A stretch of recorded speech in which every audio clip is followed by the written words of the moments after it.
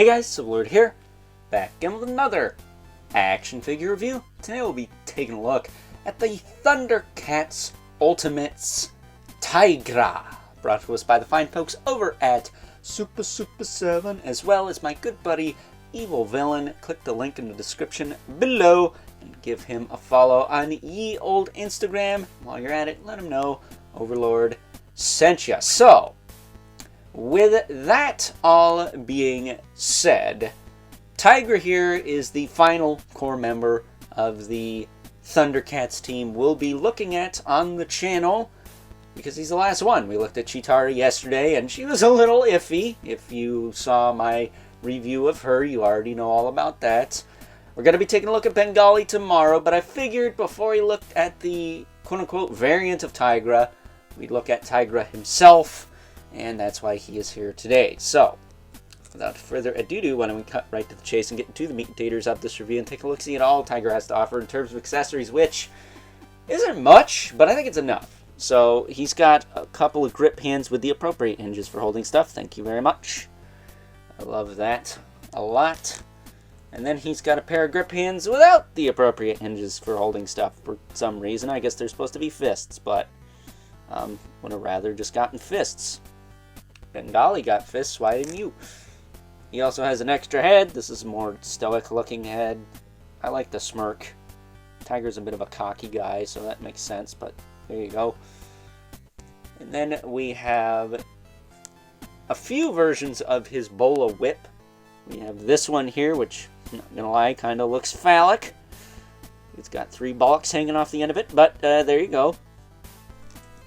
You can easily slide it into the grip hand with the appropriate hinge for holding stuff, like so.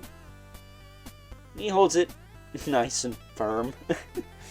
That's just all kinds of wrong. And then he comes with this big arse monster version of his whip, which I'm gonna have fun trying to store this. It's got some give to it, so I'm hoping it won't like break in storage, but it's huge. It is absolutely huge. I would argue a little too big.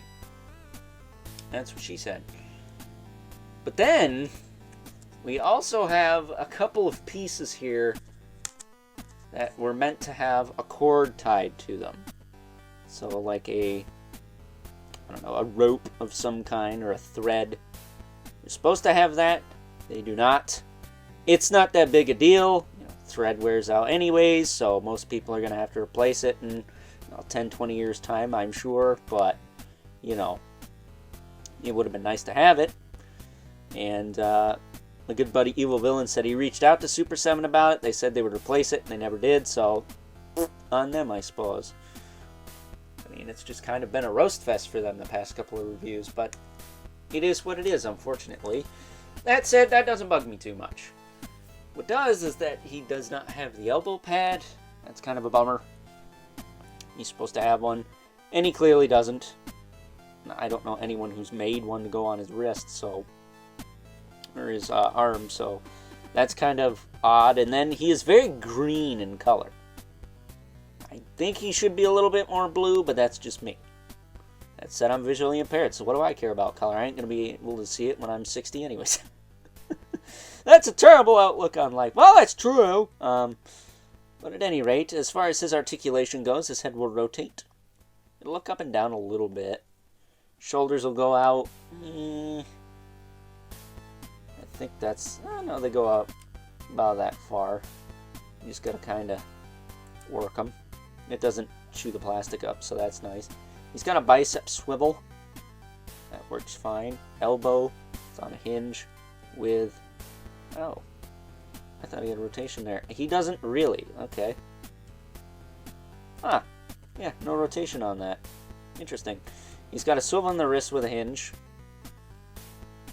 And he's got an ab crunch that moves this far back. And this far forward. I'm guessing it just doesn't move far forward. Nope.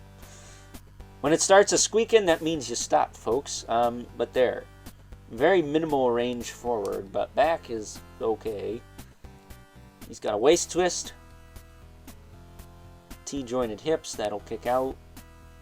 They are tight, just not neutral. It's very weird.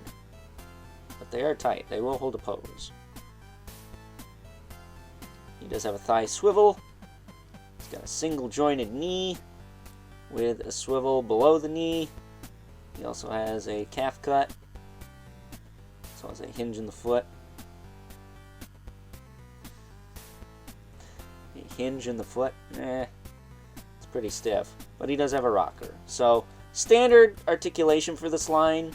He is pinless, of course, so he looks a little bit better aesthetically. He doesn't have those big bulky Mattel pins, but those big bulky Mattel pins sometimes keep your joints nice and tight when the plastic starts wearing out. So, you know, keep in mind that fact when you're, shunning the likes of pins and action figures. But he's cool. I dig him. He's not my favorite. I think my favorite Thundercat's always been Panthro, but I'm biased because I like Panthers. Like the real kind, not T'Challa and all them. So, with that being said, I think it is time now that we move right along and take a look-see at how good old Tygra stacks up along his fellow core Thundercats team members. First up, and as promised, here is good old Tygra.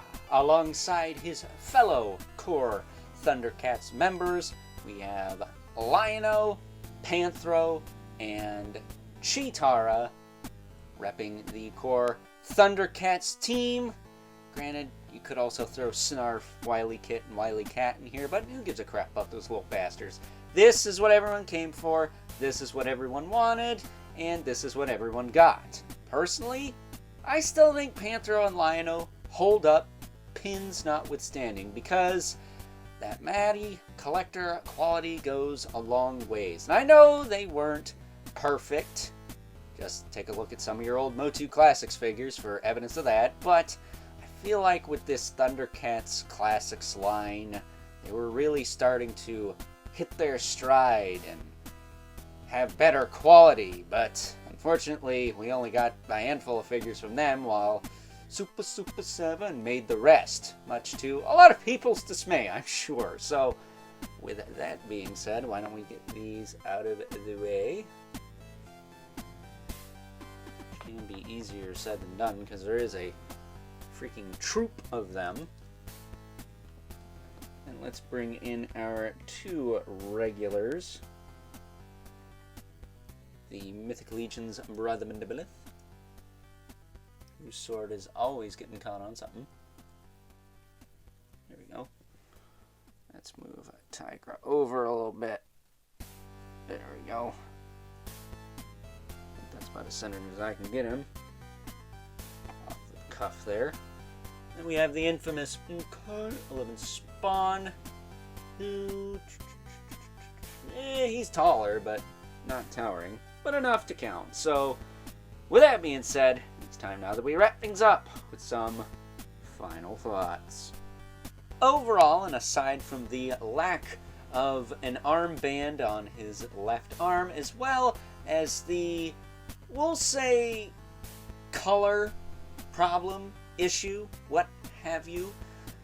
Is he supposed to be green? Is he supposed to be blue? The world may never know. I actually really like this figure, despite its shortcomings. Granted, I didn't pay full price for it, and got it in a really good trade, but the fact of the matter is, it's a good figure. Is it perfect? No. If you want him to be blue and have the armband, maybe hold out hope that the fine folks over at Super7 will make another version of good old Tygra here. But for me, being visually impaired and whatnot, those problems don't really bother me too much. Yeah, it would be nice to have the armband, I'm not gonna lie, but I'm sure as heck not gonna lose sleep over it, especially for the deal I got this guy for. So with that being said, I hope you guys enjoyed this review, and until next time, I'll catch you guys later.